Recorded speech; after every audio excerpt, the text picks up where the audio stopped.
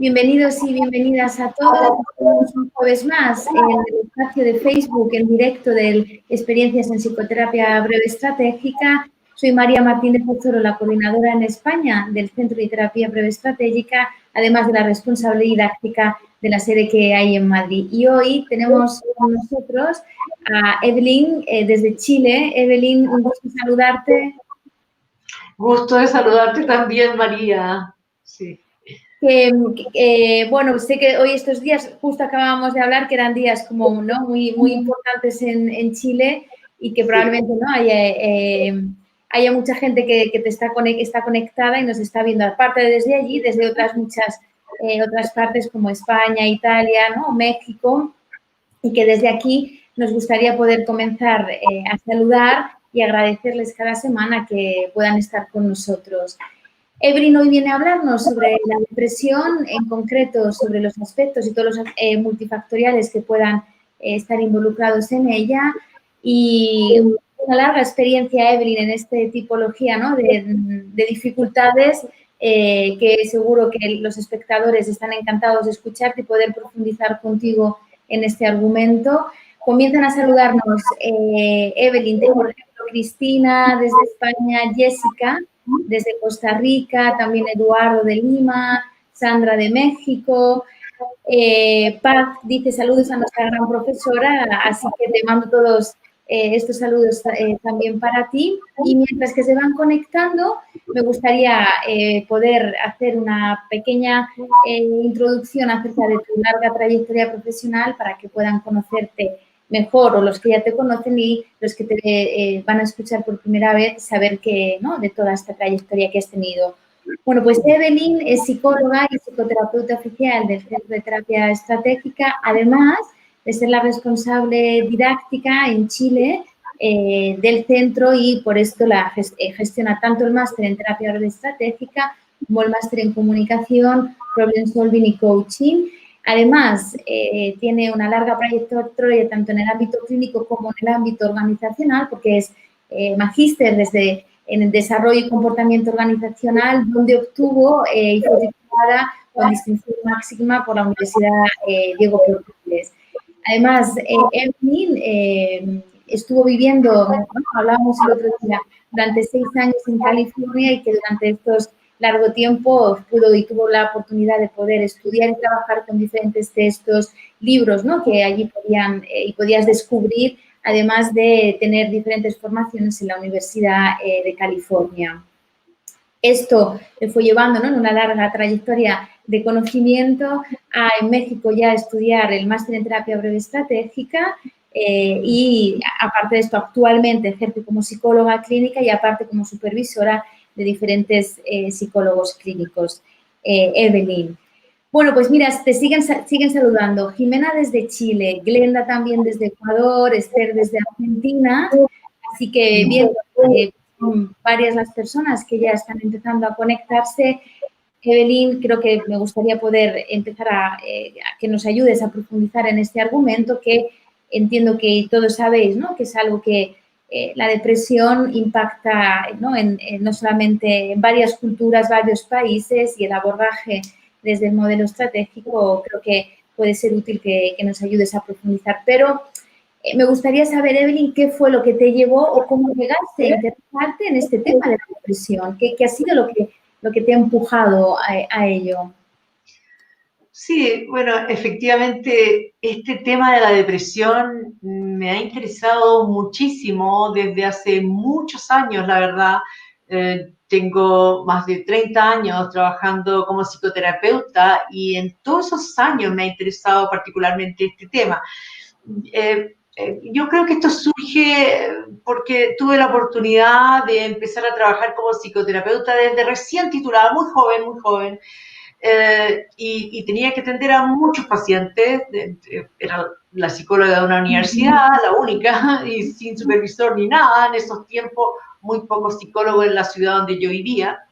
Y entonces el hecho de haber empezado a atender a muchos pacientes y seguir toda mi vida, digamos 30 años atendiendo a tantos pacientes, me ha permitido conocer en profundidad a miles de personas de manera muy profunda. Entonces, particularmente me llamó siempre la atención, siempre quise ayudar de la manera más efectiva posible. Soy una persona como muy orientada a eso, a querer tener resultados, ser lo más eficiente posible en mi trabajo, de tal manera que el observar el grado de sufrimiento de los pacientes depresivos me incentivó aún más a querer aprender cuál es la mejor forma de ayudarlos, de tal manera que me interesé en particular el grado de sufrimiento de los pacientes depresivos, el hecho de que estén completamente ciegos de ver cómo siquiera salir de ese estado, de ver alguna otra alternativa. Me hizo estudiar mucho y aprender cómo ayudarlos, cómo impactar, ¿cierto? En esa manera, ese funcionamiento que tiene esa manera particular de percibir, donde todo es negro, donde nada vale la pena, donde ya todo perdió el sentido, donde no quiero hacer nada, donde no puedo hacer nada, donde todo el mundo, o yo me he desilusionado de mí, o de los otros, del mundo. O sea, es una percepción tan negativa y ya vamos a ver más adelante cómo es el funcionamiento de un depresivo. Entonces, es un desafío enorme, lo cual me hizo estudiar mucho más de depresión, yo diría, que de todos los otros trastornos y problemas en los que nos metemos los seres humanos, que yo los considero mucho más simples. Entonces, de tal manera que rápidamente fui aprendiendo cómo tratar de manera eficaz y eficiente a todas las personas que tenían trastorno ansioso, trastorno obsesivo-compulsivo,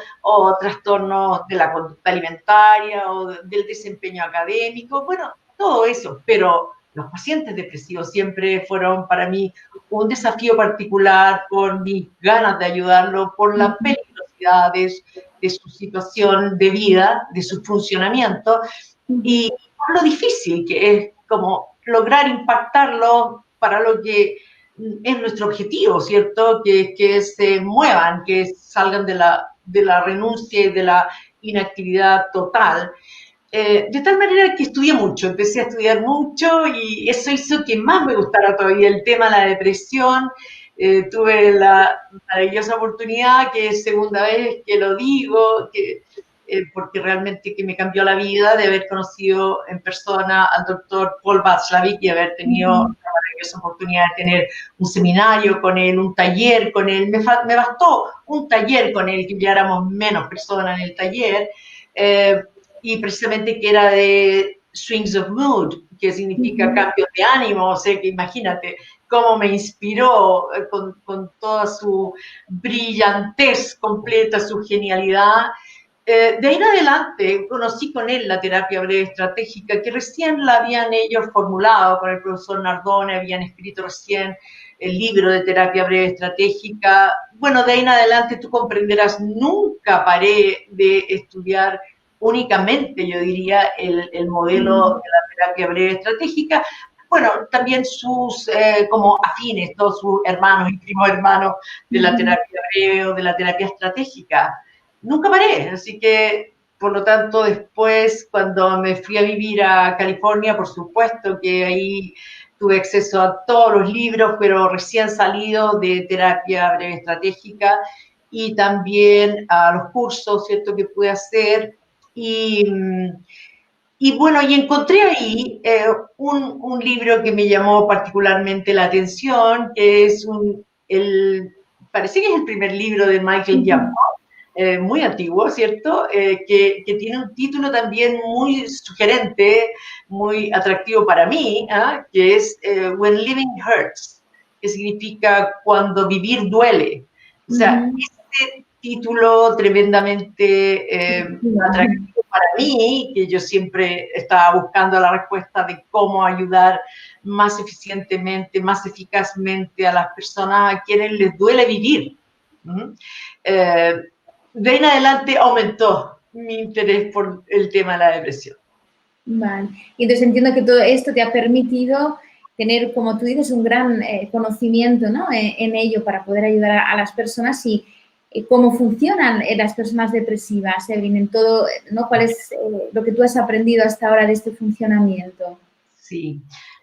Bueno, después, tal como tú lo mencionaste, luego el haber llegado al momento como culminante, yo diría, de mi formación, que también volvió a ser un cambio tremendamente significativo en mi eficacia y eficiencia, ¿cierto? Que es haber hecho el máster en terapia breve estratégica, ¿cierto? Del CTS del profesor Nardone, en la sede didáctica de México con Liliana Velarde. O sea, eso fue también otro cambio importantísimo en mi vida profesional, también nuevamente un antes y un después. Nunca más volví a ser la misma después de estudiar ese máster con todos los libros que yo había leído específicamente del tema de la depresión, donde pienso que el referente número uno en el tema de la depresión es el doctor Michael Yapko, a quien también he tenido el gusto de conocer personalmente y hacer cursos y talleres también con él. Eh, él siempre describió desde sus primeros libros de una manera tan rigurosa, ordenada, completa, el funcionamiento de los depresivos. Ahora, uní eso, todo ese aprendizaje que ya tenía, ¿cierto? Lo uní con lo que obtuve en el máster en terapia breve estratégica, que es, ahora que entiendo perfectamente cómo funcionan, ¿cierto? El profesor Giorgio Nardone es como el más genial de todos los psicoterapeutas, bueno, así como Milton Erickson, ¿me entiendes? En el sentido de que aprendí todas las técnicas y todo el modelo, digamos, que permite intervenir de manera eficaz y todas las técnicas y prescripciones absolutamente puestas a prueba, que con miles y miles de casos de todo lo que trabaja el profesor Nardone y su equipo en el CTS. Entonces aprendí ahora que entiendo cómo funcionan los depresivos, aprendí las técnicas más eficaces para lograr lo que siempre quería lograr, que era cómo logro reestructurar esa percepción, cómo logro moverlo, cómo logro que de estar tendido en el suelo, que se pare, que se mueva, así como todo depresivo que construye una jaula con barrotes que a veces son visibles y a veces son invisibles para él o para otros. ¿Cómo logro que es tan simple, que se levante y abra la puerta que él mismo construyó en la jaula? Pero no hay caso, no hay caso. O sea, el depresivo no se levanta, está tirado, atrapado en la jaula que él mismo construyó, teniendo la puerta, teniendo la llave y no se levanta, no se levanta. O simplemente lo que más encuentro con los depresivos, mientras más grave, ¿cierto?, es que no se levantan, no hacen nada, nada. De tal manera que solo decirle, vamos, levántate, haz eso, solo produce un efecto contrario, diría yo, que es además de todo lo abatido y de todo lo que yo veo que no hay ningún caso en que yo haga nada. Además de eso, se me aumenta el sentimiento de culpa y se me aumenta la tensión por la presión, por estar pendiente de que todos los demás también están sufriendo con la depresión, ¿cierto?, del paciente deprimido. De tal manera que solo uno empeora las cosas, pero ahí al aprender el modelo de intervención del profesor Nardone y todas las técnicas, las prescripciones tremendamente eficaces y probadas miles de veces, que casi parece magia, porque cuando empecé a probarla la primera vez de inmediato, el resultado descrito en los libros, así como ya, o realmente lo que uno espera. Entonces, ahí yo creo que por fin me tranquilicé en mi búsqueda de toda la vida de poder ahora intervenir de manera eficaz y eficiente. Vale. Y podrías, o sea, en este, ¿no?, como tú has dicho, son muchos, ¿no?, los factores, ¿no?, que hay que tener en cuenta, ¿no? Y cuáles serían esos múltiples factores, como decíamos, que influyen en el mantenimiento de la depresión. ¿Podrías ayudar a aclararnos esta parte? Sí, yo primero partiría por decir cómo es que alguien llega a funcionar de esta manera completamente depresiva, ¿cómo es que alguien llega a posicionarse como en la mitad de un pantano y empieza a percibir, ¿cierto?, que no puede salir de ahí? Que está completamente atrapado, que haga lo que haga no lo va a lograr y que tampoco ni siquiera tiene sentido, cada vez pierde todo el sentido y que en realidad solo espera que alguien o algo lo salve. Y entonces, ¿cómo es que alguien llega a eso? Bueno, está bastante difundida, ¿cierto?, la perspectiva médica de los cuadros depresivos, donde se habla siempre de los factores biológicos, factores genéticos, factores fisiológicos, claro, debidamente detectados también, observados y medidos en algunos casos de pacientes depresivos, pero como nosotros tenemos esta perspectiva, ¿cierto?, esta perspectiva que es de comprensión sistémica y constructivista a la vez.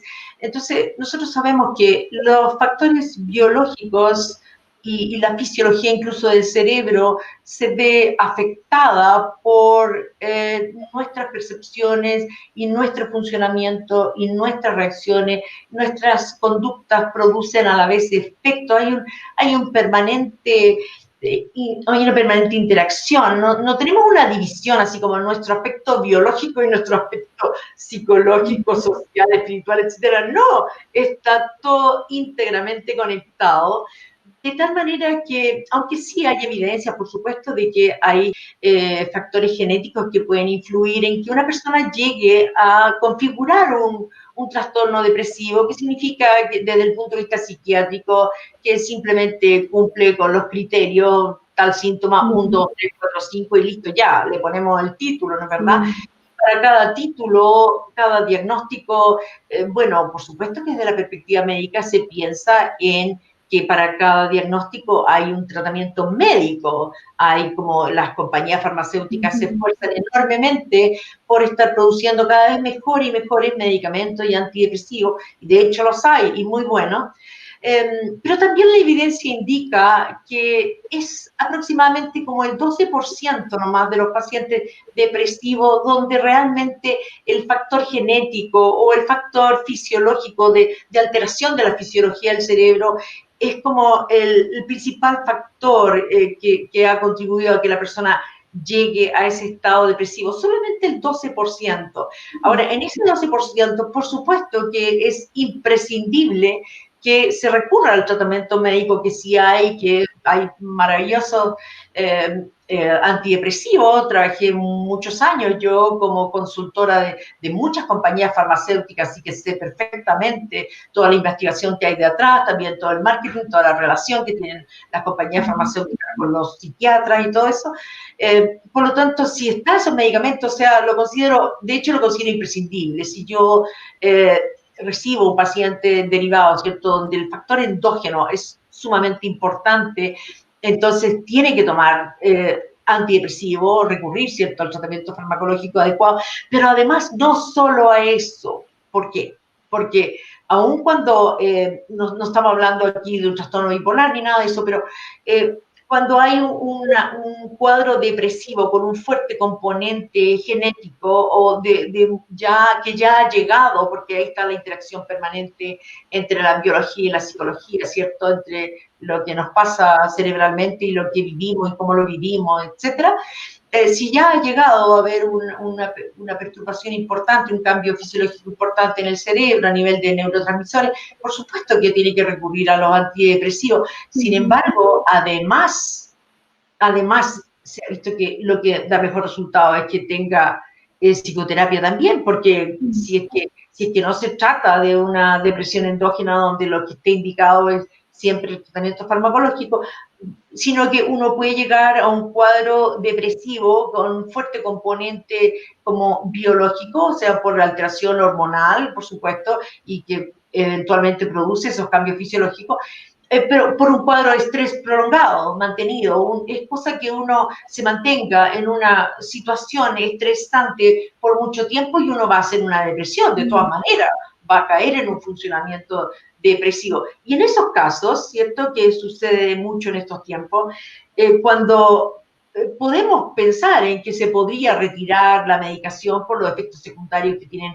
casi todos los antidepresivos, y si solamente ha habido tratamiento farmacológico, el porcentaje de recaída es muy alto. Si retiramos los medicamentos, podría volver la persona, porque vuelve a funcionar de cierta manera que lo hace proclive a volver a caer en otro cuadro de estrés sostenido en el tiempo, y finalmente entonces volver a ser el funcionamiento depresivo. Así que lo mejor en esos casos, pero estamos hablando del 12%, es que haya imprescindiblemente, indispensablemente tratamiento farmacológico y psicoterapia para que haya un cambio profundo de todos los, nosotros le llamamos el sistema perceptivo reactivo subyacente, que es completamente disfuncional, ¿cierto? Que hay un cambio de tal manera que luego se retire la medicación, ¿cierto? Y pueda seguir funcionando de mejor manera. Pero ¿qué pasa con todos los otros cuadros depresivos a los que llegamos los seres humanos sin que haya un fuerte factor genético involucrado, sin que haya un trastorno hormonal tan grande que nos produjo realmente unos cambios fisiológicos tremendos en el cerebro y listo? Y en primer lugar, los neurotransmisores ya se fueron a pique. No. Uno puede llegar a un funcionamiento depresivo sin que haya ese componente biológico importante. Es una manera de funcionar, o sea, que parte generalmente con algún sistema perceptivo reactivo disfuncional, que quiere decir que es una modalidad que tiene uno fuertemente como destacada, o sea, que uno es que tiene mucha tendencia a esta modalidad de percibir y de reaccionar frente a todo lo que uno percibe de uno mismo, de los demás, del mundo, etcétera, de las relaciones que uno establece con otros. Hay una modalidad de percibir y una modalidad de reaccionar que podría, por ser tan extendido, tan rígido, tan como que nos lleva a, al final, armar la jaula y quedar atrapado. Entonces, cuando tenemos este funcionamiento, ya llegamos finalmente a un funcionamiento depresivo, a partir de un mal funcionamiento, ¿cierto? En sus aspectos perceptivos. O sea, perceptivo me refiero a cómo uno llega a percibir la realidad. No tenemos acceso a la realidad tal cual es, pero todos tenemos como una percepción, nos armamos una impresión de lo que está ocurriendo en nosotros mismos, en el mundo, en la relación con los demás, etcétera. Entonces, cuando tenemos esa manera de percibir, en que tenemos, está muy influenciado, ¿cierto?, por agrandar como la peligrosidad de las amenazas, percibir amenaza en todo, percibir enemigo en todo, percibir culpable en todo, como que es muy fuerte a veces ciertas formas de percibir. Entonces vamos haciéndonos cada vez más propensos a reaccionar de cierta manera, porque de inmediato, de alguna manera, si uno está percibiendo amenaza en todas partes y se olvida de los recursos que uno tiene para lidiar con esas amenazas, entre comillas, o desafíos, si uno está percibiendo perjuicio en todo uno percibe que el mundo lo perjudica, los demás nos perjudican, y entonces eso nos genera emociones negativas, ¿cierto? Rabia, como dolor también.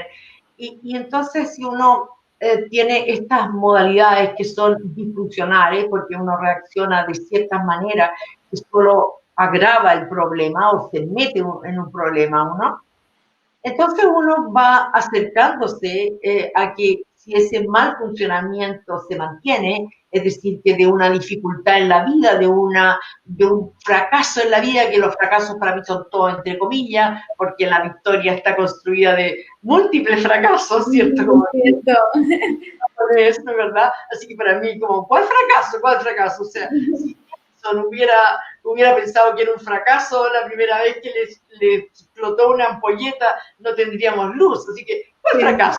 O sea, cada fracaso, por favor, Edison sigue fracasando, porque gracias a eso tuvimos luz. O el violinista, ¿cierto? Maravilloso. Por favor, sigue como desafinando un poco, ya que solo haciendo eso vas a llegar a ser el maravilloso violinista que vas a llegar a ser o que eres. Entonces, pero las personas perciben de cierta manera esos simples obstáculos o frustraciones o amenazas y se le olvida percibir y los recursos y tus capacidades. O si no, por último, vamos, enfréntalo y ahí lo vas desarrollando, cada vez lo vas a enfrentar mejor. ¿Eh? O sea, las personas perciben de cierta manera y reaccionan de cierta manera que convierten esa dificultad o ese desafío o esa amenacita en un problema y quedan atrapados en el problema. Y luego, si siguen funcionando de la misma manera, ¿cierto? Así como con esta forma, bueno, podrían entrar a un funcionamiento depresivo. O sea, hay múltiples modalidades de percepción y reacción que nos múltiples de todo tipo, obsesivo, fóbico, paranoico, de todo tipo y todas las combinaciones que nos pueden llevar a un funcionamiento depresivo. Y una vez que, ¿qué es lo que es? Ahora voy a pasar, ¿cierto? ¿Qué es lo que es un funcionamiento depresivo? Y luego voy a mencionar entonces los múltiples factores que siguen influyendo en que quedemos atrapados en ese funcionamiento depresivo. ¿Cómo es el funcionamiento depresivo? Es simplemente que por el mal manejo, ¿cierto?, de lo que fuera, porque uno puede llegar por múltiples caminos a la depresión, uno finalmente cae en una respuesta de renuncia. Uno finalmente entra en una renuncia, uno llega a renunciar. Eso es lo que nosotros hemos entendido de esta manera que simplemente termina de construir el funcionamiento depresivo, que es cuando llegamos a renunciar. Es decir, como por ejemplo, he estado huyendo de una amenaza que yo percibo sin nunca usar mis capacidades porque no las veo, por las razones que sea, he estado huyendo y finalmente, como siempre huyo, por supuesto que de lo que uno huye le persigue, ¿cierto? Entonces como siempre me persigue y ya como que no tengo ningún lugar donde huir, entonces renuncio y entonces me encierro y me quedo ahí, pero ya tendida y paralizada, y entonces ya no quiero ir a trabajar y ya no quiero conocer a nadie, ya no quiero volver a tener una relación de pareja y ya no quiero asumir ninguna responsabilidad, ya no quiero nada. O sea, eso es la renuncia, que eso empieza a configurar, yo diría que es uno de los dos factores principales que configura un funcionamiento depresivo, renunciar, o sea, nunca más, no hago nada más, o sea, ya no hay caso, no tiene caso todo esto. Y el segundo aspecto muy importante del funcionamiento depresivo es asumir la posición de víctima. O sea, uno solito entra en ese triángulo dramático, ¿cierto? Y uno se posiciona como víctima. Y entonces, por lo tanto, buscará algún culpable, cualquiera que sea, puede ser uno mismo. Lo que yo hice en el pasado, ¿cierto? Entonces ahora soy la víctima de todas las consecuencias de lo que yo hice en el pasado, o soy la víctima del mundo injusto que no me dio tal cosa, o soy la víctima de cómo me tratan los demás, o del sufrimiento que tengo en mi relación de pareja, ¿cierto? Asumir la posición de víctima y, por supuesto, empezar a ver culpable y todo eso, simplemente empeora el problema de la renuncia. Porque si yo ya llegué como a no hago nada más, entonces al percibirme como víctima y actuar como víctima y solo ver culpable afuera y esperar un salvador que nunca llega, por lo demás, ¿cierto? Eso solo acrecienta mi renuncia. O sea, si dejo de actuar y espero que me salven solamente, entonces no hago nada. O sea, se acrecienta la renuncia por este rol, esta percepción y esta reacción como de víctima, ¿ya? Los otros dos aspectos yo creo que como que terminan de configurar el funcionamiento depresivo son lo que Michael Yapko sobre todo destaca muchísimo como la rumiación, ¿cierto? La rumiación, el darle vuelta y vuelta y vuelta a la queja o al motivo, ¿cierto?, de que me lleva a ser a mí la víctima que soy, de lo que fuera. Algo puede haber sucedido, no sé, 20 años atrás, que a lo mejor no quedé en la carrera que yo quería, o que a lo mejor un pololo terminó conmigo, o etcétera, ¿cierto? Y seguir dándole vuelta y vuelta a eso también acrecienta en la renuncia, ¿cierto? El sinsentido, en la desesperanza, la tristeza, el dolor, la amargura incluso, ¿cierto? Y la percepción de víctima, ¿no es verdad? Mm.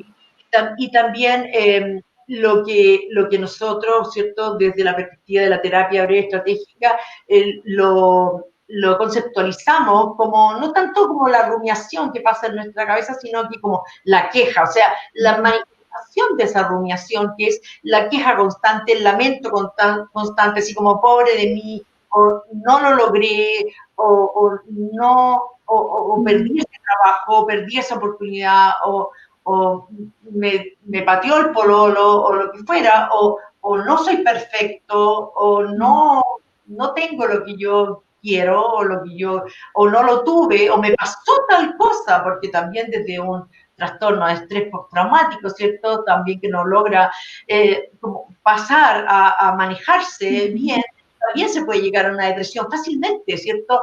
Por un evento que efectivamente fue traumático, terrible, espantoso, pero de ahí en adelante yo entro en la renuncia y entonces nunca más, o sea, pierdo mi vida entera por un evento que me ocurrió 15 años atrás o cuando fuera.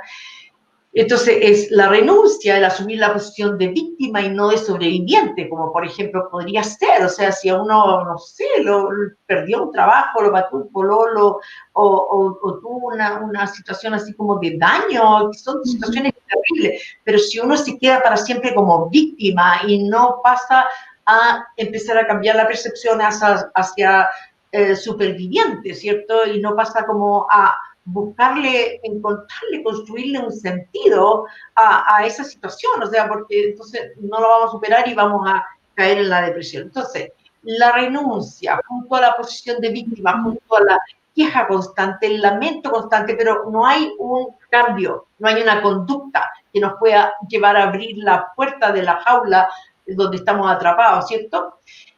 No hay una conducta y entonces, por último, se agrega esto, la respuesta del entorno, termina de configurar ese funcionamiento depresivo. Hacia, con la mejor de las intenciones, que uno hace las peores barradas, con la mejor de las intenciones, ¿cierto? Si es que la pareja, la familia, los cercanos tratan de consolarlo o tratan como de reafirmarlo cada vez que uno así como se queja y se lamenta, así como yo que soy tan fea o yo que no soy tan inteligente o yo que no logré tal cosa o a mí que me pateó tal persona que significa me terminó la relación, ¿cierto? Y la familia trata de decir, no, pero si no eres fea, si eres bonita, no, si no eres tan tonto, trata como de reafirmarlo, de consolarlo, no, si no fue para tanto, solo produce un empeoramiento de la situación. Ese es el funcionamiento depresivo. Y entonces ahora vamos a cuáles son los múltiples factores que influyen en el mantenimiento de la depresión. O sea, hay múltiples caminos por los cuales uno llega a este funcionamiento depresivo y también hay múltiples factores que siguen influyendo en que uno se mantenga en este funcionamiento depresivo,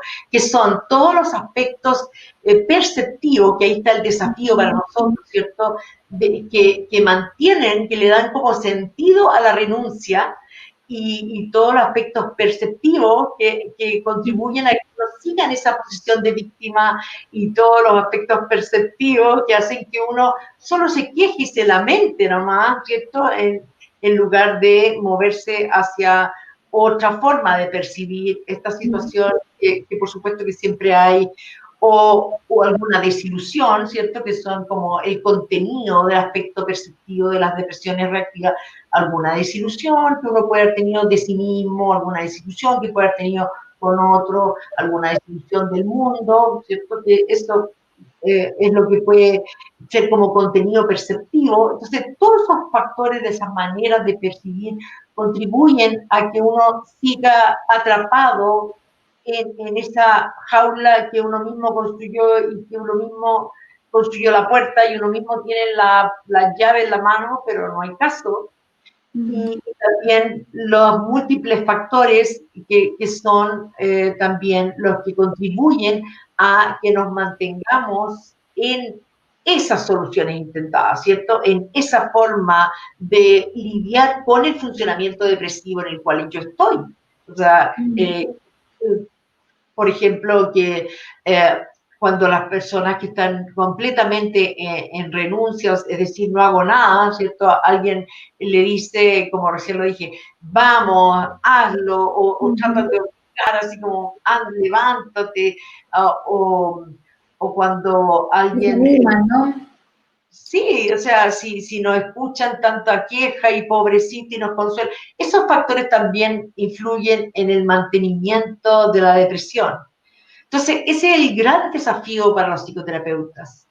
Cierto. ¿Cómo logramos, cierto, producir esa reestructuración de la manera más eficaz y más eficiente posible para que por fin dentro de todo ese negro o gris que es lo que perciben los depresivos, puede haber un halo de luz por allá al fondo y ahora viene el otro desafío, más difícil para los psicoterapeutas. Y ahora, ¿cómo logro que se mueva? ¿Cómo logro que se levante hacia el haz de luz que ve ahora? Entonces, eso es lo interesantísimo de los cuadros depresivos, de cómo lograr reestructurar, ¿cierto? Cuando alguien no, ha perdido completamente ya la percepción siquiera de las capacidades y de hecho, como ha renunciado, de verdad va perdiendo capacidades de lidiar con las situaciones pasadas que lo atormentan o con las situaciones del presente, ¿cierto? Porque respecto del presente, la percepción de los depresivos es, ya que me pasó eso, ya que no logré eso, ya que perdí eso, entonces ahora yo ya no puedo postular tu trabajo, o ya no puedo como tener otra buena relación, o ya no puedo ser feliz, porque perdí eso, o porque me pasó eso, y entonces, ¿cómo logramos cambiar esa percepción? Ese es como el gran desafío.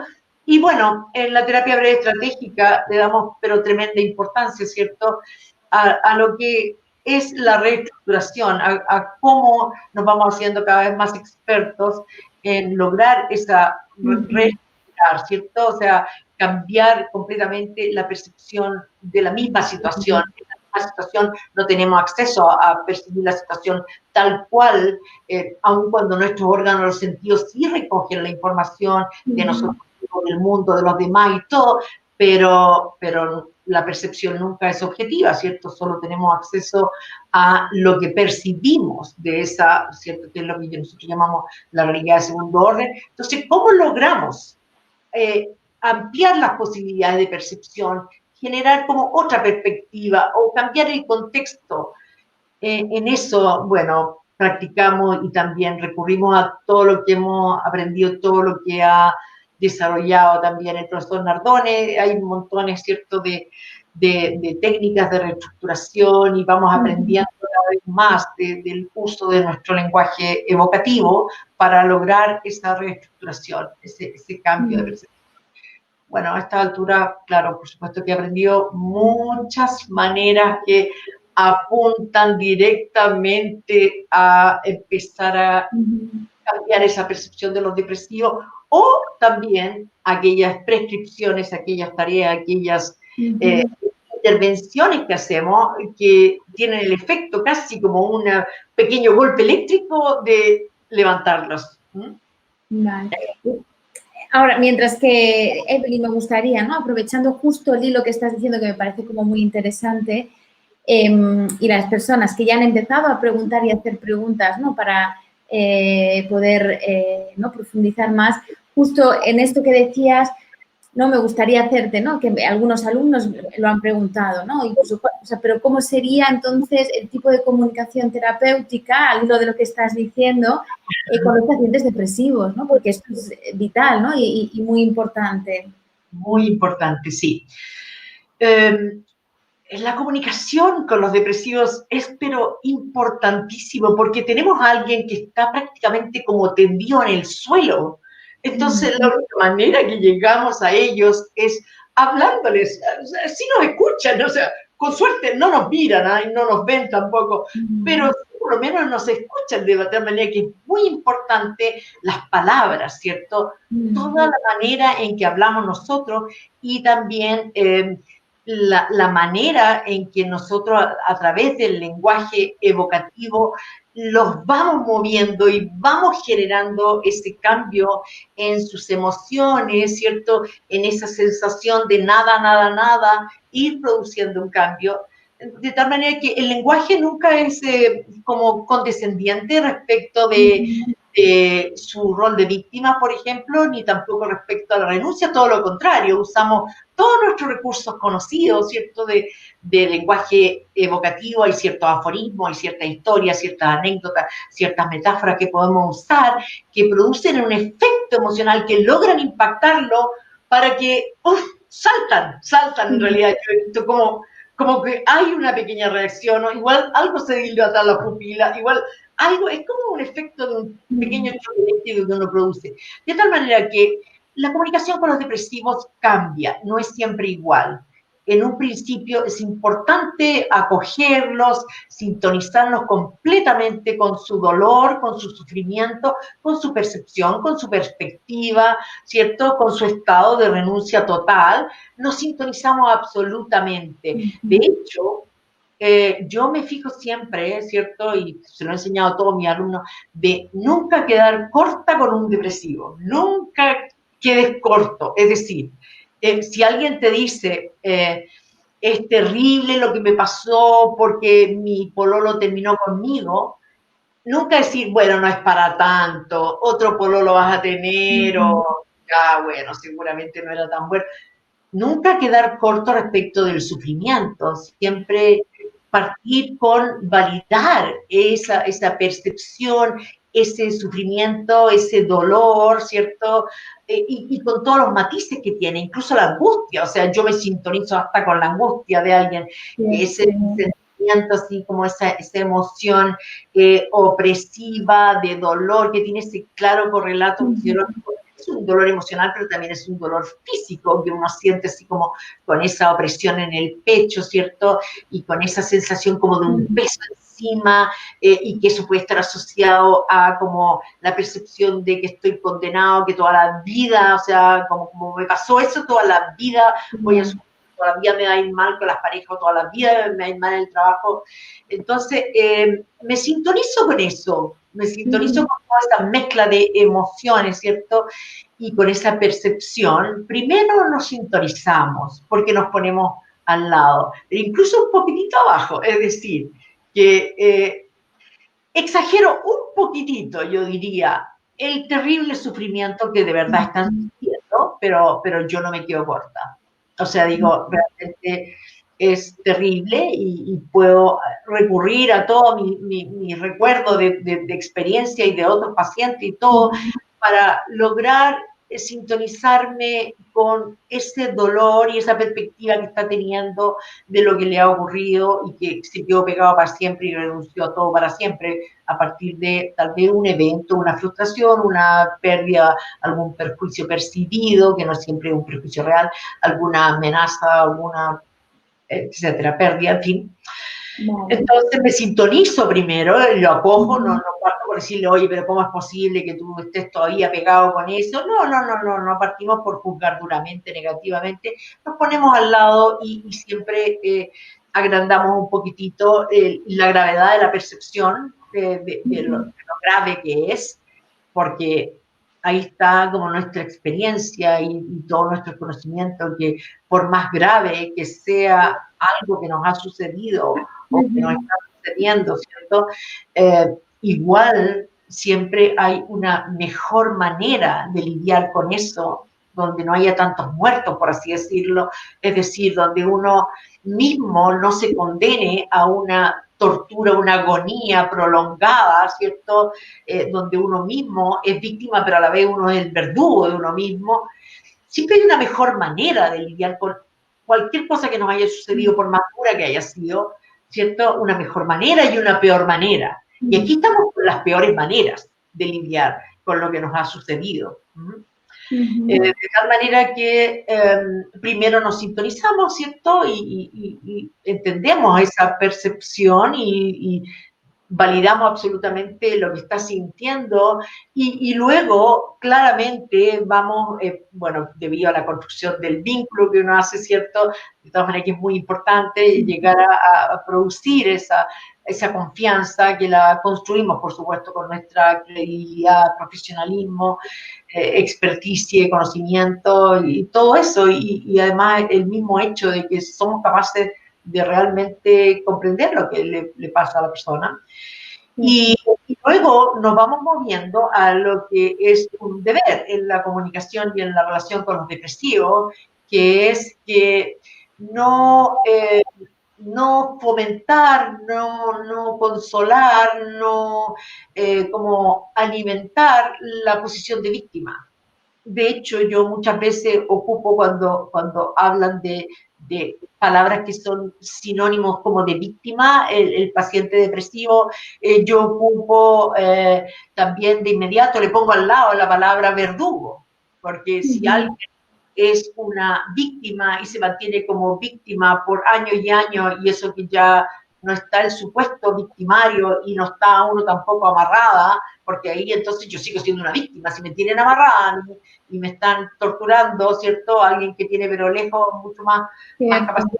Por supuesto que soy una víctima, pero aquí no estamos hablando de eso, estamos hablando de sobrevivientes. Y entonces yo ocupo cuando ellas muestran esta perspectiva de víctima, como tú sigues siendo verdugo de ti misma, porque sigue manteniéndose en esa tortura, en esa situación, y con la cual también sufren todos los que están a su alrededor, porque todos los que están a su alrededor, todos los que lo quieren, por supuesto que sufren mucho con un paciente depresivo, el temor al suicidio, el que todos se dan cuenta de cómo sufre y que no ve nada, ni una posibilidad.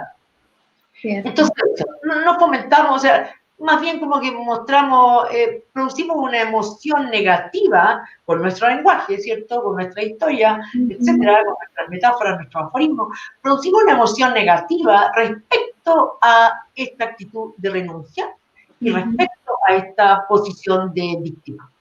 Vale. Interesantísimo, Evelyn. Muchas gracias por toda esta información que estoy segura que está siendo de gran utilidad a las personas que nos están viendo. Y te digo que ya hay bastantes preguntas ¿no? del público y que sienten mucha curiosidad, pero antes de pasar a esta parte ¿no? de las preguntas de ellos para responderlas, me gustaría, ¿no? Ya sabes que siempre en una primera entrevista que os hago me gusta que podáis compartir con nosotros alguna experiencia ¿no? que hayáis tenido en relación a vuestro aprendizaje dentro del modelo estratégico, y creo que la tuya ¿no? es bastante enternecedora, ¿no? Podríamos decir. Así que si te gustaría, por favor, compartirla con todos los espectadores, te agradecería. No, me perdí un poco de qué es lo enternecedor, no lo sé, pero si te pudiera decir como alguna experiencia en particular que he tenido, que me gustaría compartir, ¿cierto?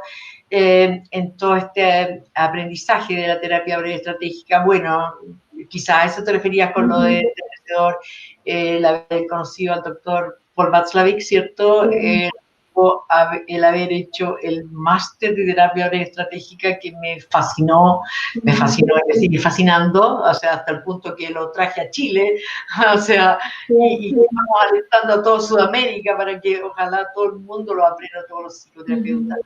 El haber conocido al profesor Nardone, que con toda su genialidad, haberlo visto primero en vivo e en directo, hacer sus como actos de magia para uno que le parece magia, de cómo en 5 minutos logra una reestructuración total o logra, ¿cierto?, un cambio absoluto en la manera en que las personas actúan respecto de su situación. Haberlo conocido y después haberlo conocido más y más y más por todo nuestro trabajo aquí en la sede Ártica en Chile. Yo diría que lo más lindo, aparte de haberlo conocido al profesor Nardone, es todo lo que lo admiro, pero son las partes graciosas de él, yo diría, lo que más quisiera compartir, o lo que más obviamente me ha impactado y no me olvido nunca. Él ha venido 2 veces ya a Chile, entonces la primera vez que vino compartí como la responsabilidad tanto de toda la organización como de de atender al profesor Nardone, etcétera, con la Universidad de los Andes. Y la segunda vez que vino el profesor Nardone a Chile, entonces asumí yo sola, con un montón de trabajo que teníamos y todo, bueno, acompañarlo, organizar todas sus actividades. Y por supuesto asumir la responsabilidad como de brindarle lo que él necesitara para estar bien y como, bueno, que se me sale siempre mi tendencia sobreprotectora que tengo que mantener la raya. Entonces también cuidarlo un poquito en Chile, aunque Chile no es un país tan peligroso, pero igual. Entonces me acuerdo de esto es lo que se me quedó más grabado, de lo más divertido y simpático, que en un momento de su segundo viaje ya había nacido su hija, entonces dijo, voy a ir a comprarle un regalo a mi hija, como un peluche o algo así, ¿ya? Estupendo, le dije yo, te acompaño. No, voy yo solo. Pero, ¿cómo? Si ahí me sale mi parte sobreprotectora. O sea, ¿cómo tú solo por Chile, como Santiago no conoce, pero ¿cómo te vas a ir? Te llevo yo en auto. No, me tomo un taxi, dijo. Y nuevo así para mí, que soy de protectora, y la enorme responsabilidad de él y todo eso. Tomo un taxi. Pero, a ver, tendría que ser un taxi del hotel, le dije yo. No, voy a tomar cualquier taxi. Y todo eso me chocaba tremendamente. Así que a lo mejor él se divirtió, yo como que en ese momento la sufrí, de ahí en adelante me he reído todo el resto del tiempo, porque como me paró en seco y como me cortó toda esa actitud que yo estaba teniendo como de protegerlo un poquito, Sí. me dijo, Evelyn, me dijo, yo soy cinturón negro en artes marciales. O sea, yo he estado toda mi vida. O sea, cualquier problemita y yo, o sea, lo soluciono de inmediato. No te preocupes. Ah, ya dije yo. Toda la razón. Yo sabía que él siempre ha hecho arte marcial y todo. Ya, listo. Y lo dejé, obvio, lo solté. Y por supuesto, enterito, todo lo más bien. Entonces, eso se me quedó grabado como algo gracioso. Vale. Gracias, Evelyn, por ¿no? compartirlo con nosotros. Y si te parece, empezamos a tratar de responder las preguntas. Si hubiera alguna, bueno, que por el tiempo se nos agota y no es posible, sabéis que lo podéis enviar al correo electrónico o incluso por mensaje a la página del Facebook y luego después os lo responderemos. Bien, Evelyn, hago un poco, ¿no? Porque desde el inicio ya han surgido preguntas, bueno, pues muy buena señal. Yo no las leo, las preguntas, no sé por qué. No, porque salen desde esta parte, sí. Bien, okay, a ver.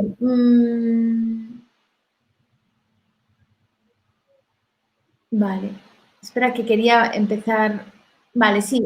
Marcela pregunta, en casos del espectro, ¿no? de una persona bipolar, ¿tú en este caso solicitas que se trabaje un manejo psiquiátrico o lo manejas solo con la perspectiva de la psicoterapia breve estratégica? De ninguna manera, en casos de trastorno bipolar, de hecho yo no lo considero depresión, lo considero trastorno bipolar, de tal manera que el tratamiento médico es imprescindible. Sí puedo colaborar y de hecho lo he hecho en la psicoterapia también, pero en paralelo al tratamiento farmacológico, de tal manera que sí el paciente bipolar puede aprender mejores maneras de manejar cierto tipo de situaciones con las cuales se enfrenta frecuentemente. Sí. Vale. Vale. Y luego Marcela hace una pregunta muy interesante, ¿no? Dice, algunas recomendaciones para padres en cuanto a la crianza, es decir, para evitar cuadros depresivos en los hijos desde cuando son jóvenes adultos, ¿no? Pero qué linda pregunta, esa pregunta me encanta, porque como a veces criamos personas que es más probable que lleguen al final a funcionar así, a reaccionar de esta manera, ¿cierto? A futuro. Bueno, yo diría que en primer lugar es lo que yo ya mencioné como uno de mis puntos débiles, ¿cierto? Que el sobreproteger terriblemente a los hijos, por supuesto que hace que no, que empiecen a funcionar de una manera en que solo los lleva a convertir cada dificultad luego en un problema, porque si ante las dificultades se las ahorramos, entonces ¿cómo van a desarrollar las capacidades de gestionar las dificultades de la vida si la vida no es un mar de rosas, siempre tengo que recordarle a mis pacientes, este no es el cielo, este es la vida terrenal y estamos llenos de dificultades y desafíos y adversidades y frustraciones y fracasos y pérdida. Fracaso, eso sí, es una palabra muy querida para mí, así que digo fracaso entre comillas, ¿cierto? De tal manera que si optáramos por sobreprotegerlo como en exceso, ¿cierto? O sea, como es la sobreprotección, le impediríamos aprender lo que hay que aprender en la vida para que independiente de cuál sea nuestro sistema perceptivo reactivo, es decir, nuestra modalidad como preferida, nuestra tendencia a percibir de cierta manera, como que tendemos a ser más perfeccionistas o a percibir más amenazas de lo que realmente hay, o a veces más paranoicos en nuestra percepción, que andamos como siempre percibiendo que alguien me perjudica, o que alguien me quiere hacer daño, o que alguien, ¿cierto? Independiente como suelen ser nuestras tendencias o modalidades como habituales, si no nos permiten los padres como tener la experiencia de lidiar con las dificultades que van apareciendo, entonces no aprenderemos. Así que, primero que nada, permitir que enfrenten cierto tipo de dificultades, ¿cierto? Y también lo otro que hay que tener en cuenta de los padres de la crianza es que ¿a qué se debe que en los últimos 50 años ha aumentado tanto la prevalencia de los cuadros depresivos? Hay un montón de factores socioculturales, ¿cierto? Y del momento histórico que nos permiten un poco inferir, ¿cierto? Y de hecho hay muchas investigaciones que lo comprueban, de factores, variables socioculturales, históricas asociadas a la prevalencia de los cuadros depresivos. Entonces, entre ellos está la familia, es decir, la reducción del tamaño de la familia en el último tiempo. Así que yo diría que otro error de los padres podría ser que ya que la familia se ha reducido en tamaño en las últimas décadas, ya no hay familia nuclear, no hay familia como extendida, sino que solamente son familias nucleares y cada vez más como o monoparentales o muy pocas personas. Entonces, bueno, tener solo una figura parental no nos permite adquirir distintos modelos, ejemplos y oportunidades de manejar las situaciones de distinta manera. Así que yo diría que también querer como que el hijo sea solamente aquí en esta familia y como que no tenga la influencia de otros adultos que manejan las cosas de otra manera, también influye eso en la crianza. Y lo más importante de todo, yo diría que está muy como a la base de cómo uno llega al funcionamiento depresivo, es enseñar a los hijos desde chicos, ¿cierto?, a tener expectativas un poco más realistas. O sea, una cosa es ser idealista y entonces hay padres que se esmeran por ser un ejemplo de perfección y por también a veces incluso exigirle perfección a sus hijos. Entonces, distinguir entre una cosa es que tengamos ideales, ¿cierto? Y que tengamos como sueños muy altos, y otra cosa es esperar que todo nos salga bien a la primera, que seamos perfectos, que no nos equivoquemos nunca, o que la otra persona a nuestro alrededor nunca se equivoquen, o que no tengan ninguna falla. Esperar, eso es lo que nos hace un iluso, ¿cierto? Iluso de nosotros mismos, de que nos va a salir todo a la primera bien, o de que nos van a querer todos, porque nunca nos van a querer todos, o que si nos aman, he leído una cantidad de cosas en las redes sociales que me produce un shock a mí, que si nos aman, pues nos tienen que amar completas, o sea, le tiene que gustar todo lo mío. Pero ¿cómo? Eso es exactamente lo que no puede ocurrir. Entonces, que los padres, ¿cierto?, fomenten expectativas completamente poco realistas por dar un buen ejemplo. Está bien dar un buen ejemplo, pero no creemos ese engaño tan grande, no fomentemos un engaño tan grande en nuestros hijos, que creen todo, mostrando solo cualidades, solo perfección y ocultando, escondiendo todas nuestras fallas, nuestros errores, nuestros fracasos, nuestras vulnerabilidades, todo. O sea, yo digo, esto es lo que le digo a todos mis pacientes depresivos, le digo, por cada talento, cualidad o fortaleza que uno tiene, tenemos a lo menos 100.000 defectos o debilidades o falta de habilidad. O sea, mientras más talentoso es alguien en una cosa, más fallado va a ser en todo lo demás. Entonces, ese aprendizaje es algo que me gusta mucho para infundirlo desde pequeñito. O sea, ¿qué estás esperando? Si él es un músico, pero ya genial, exitosísimo, ¿qué estás esperando? ¿Que además sepa bailar tango bien? No, no hay ninguna posibilidad. O que además, ¿cierto? Este genio que vive ahí con las fórmulas y tú además esperas que sea súper empático y que realmente te comprenda totalmente. Oye, porque esas son las expectativas de algunas mujeres, por ejemplo, que me comprenda completamente, que sea empático. Oye, yo creo que ni siquiera uno se comprende. ¿Cómo va a esperar que el otro lo comprenda? Y todos tenemos fallas, todos tenemos, no somos capaces de todo. Entonces, aceptar es la alternativa. Eso es lo que podríamos enseñar también a los hijos, a ser realistas y aceptarse a sí mismo, aprender a querer de buena manera, porque creer que uno se tiene que querer solamente si uno es perfecto es un tremendo engaño disfuncional, absolutamente. Todo lo contrario, tenemos que aprender a querernos fallados como somos. Y así aprenderemos a amar a alguien fallado como son, porque nadie va a encontrar a alguien que no sea fallado. Entonces, así nos vamos creando como problemas, ¿ah? Vamos metiéndonos en problemas. Así Estoy de acuerdo. Estoy muy de acuerdo contigo en esto. Muy de acuerdo, Evelyn. Sí, qué bueno. Vale, ahora, por otra parte, Alfonso dice, cuando recibimos a pacientes con algún cuadro depresivo y con una sintomatología de malestar intensa, en estos casos, ¿tú recomiendas tratamiento psicofarmacológico en primera instancia para que los síntomas puedan ¿no? disminuir o atenuarse o iniciamos con psicoterapia y observamos la evolución? Sí, podría ser, si los síntomas son como un poco inhabilitantes, podría ser, pero depende de cada caso, porque hay cierto tipo de pacientes, como por ejemplo los pacientes que hacen ataques de pánico, ¿cierto? Donde hay una ansiedad como muy generalizada y empiezan a tenerle miedo a que les dé miedo, porque les da miedo sus reacciones corporales.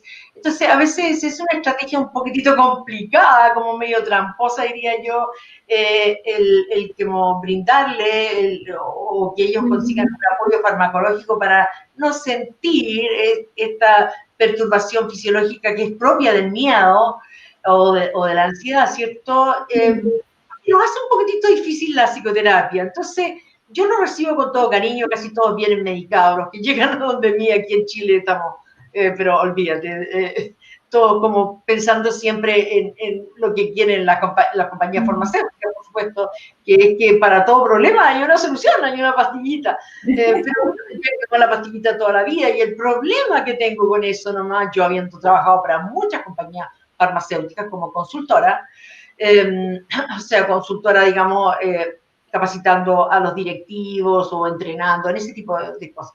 Entonces, lo que yo diría es que el problema son los efectos secundarios, que toda pastillita tiene su precio no monetario solamente, sino que tiene su efectos secundarios que ya sea perturban la respuesta sexual o el sueño, o el apetito, o hacen aumentar de peso, o en fin, distintos tipos de efectos que no queremos, de tal manera que tarde o temprano hay que retirar esos medicamentos, y sobre todo mujeres jóvenes, o sea, yo soy muy preocupada cuando hay una mujer joven que llega a mí y con antidepresivo y además un ansiolítico y además un antipsicótico porque tiene un cuadro depresivo o porque tiene comportamiento autolesivo o porque tiene, no sé, cualquier tipo de, o un trastorno obsesivo compulsivo que está como un poco intenso, diría yo.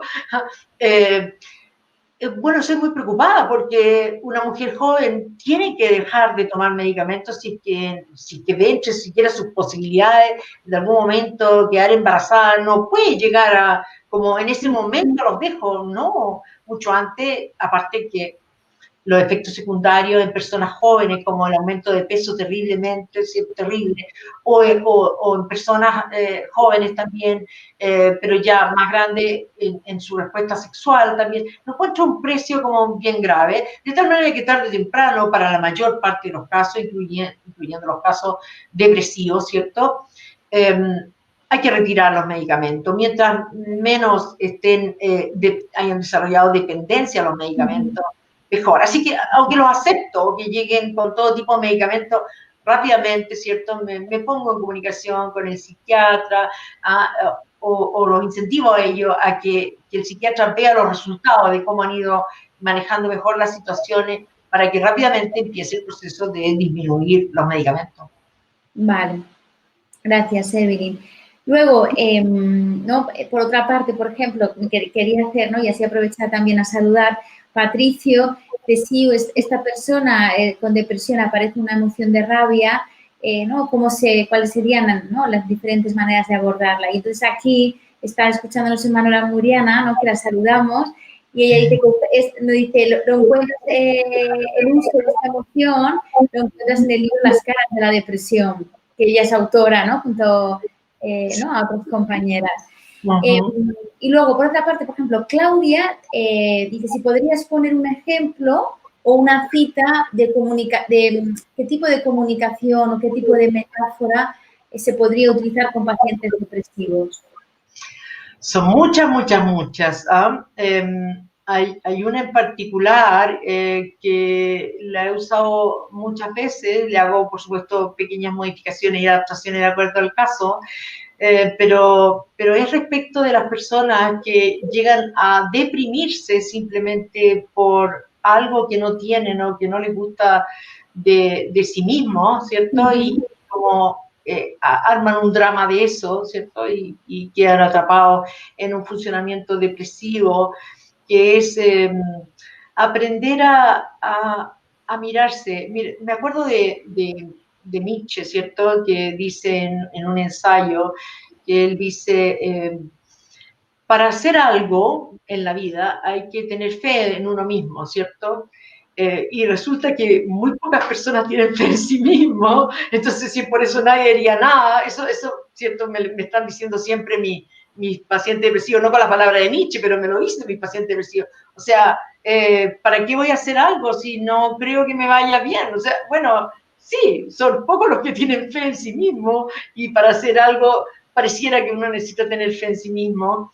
Sin embargo, dice Nietzsche, bueno, las personas se autoengañan, con otras palabras, por supuesto lo dice, pero se autoengañan de tal manera que los que tienen fe en sí mismos muchas veces porque no ven sus fallas, entonces por lo tanto vamos y van y lo hacen, ¿eh? Tienen fe en sí mismos porque no ven sus fallas, son ciegos a eso. O otro es porque hacen cosas, se atreven a hacer cosas y se atreven después como a querer ganar la fe en sí mismo, haciendo montones de cosas, así como sobreexigiéndose o teniendo logros y todo eso. Y lo que yo agrego, que son muchas variaciones que hago de esta historia, es que además siempre podemos aprender a mirarnos de otra manera y a mirar el mundo de otra manera y a mirar a las personas de otra manera, a mirarnos, como dice la teoría de la Gestalt, ¿cierto? De la mejor manera posible, de una manera que sea funcional. Entonces, al arbolito del Damasco, yo no quiero que se esté mirando ese arbolito así, de una manera tal que diga, pero si no tengo tanta madera como el roble, mi tronco es muy delgado, no soy tan alto como el eucalipto, ¿cierto? No tengo tanta frondosidad como el nogal. No quiero que se miren así, quiero que aprendan a mirarse de la mejor manera, como la Gestalt, ¿cierto? Una figura positiva, atractiva y un fondo. Pongamos todo lo demás en el fondo. Nunca nos percibimos objetivamente, aprendamos entonces a percibirnos mejor, de manera más funcional, ¿no es verdad?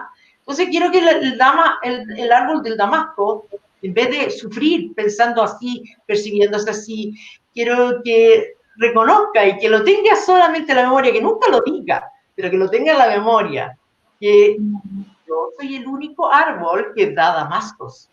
Qué bonito. Evelyn, he comido un poquito de tiempo, por así decirlo, no he alargado la entrevista para ¿no? poder profundizar más. Entonces, quería decir, hay algunas preguntas, por ejemplo, de Glenda, ¿no?